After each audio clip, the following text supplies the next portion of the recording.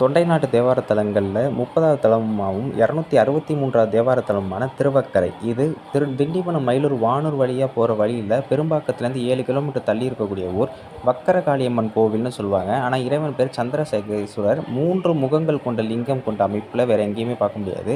இந்த கோவில் நந்தி, அந்த கொடிமரம் எல்லாமே கொஞ்சம் நவுந்திருக்கும். அது வக்கர பார்வை இங்க இருக்குமா, அதனால அப்படி சொல்றாங்க.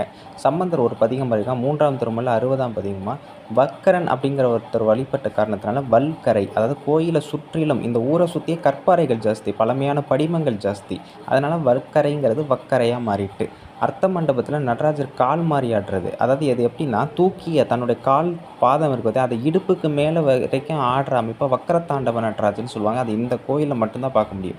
அதேமாதிரி இந்த கோயிலோட காளி உலக புகழ் பெற்றது வக்கர காளியம்மன். கொஞ்சம் பார்த்த அமைப்பே பார்த்தீங்கன்னா சூடத்தை கூட மேல் அமைப்பில் தான் ஏற்றுவாங்க. அந்தளவுக்கு வக்கரன் தன்மையான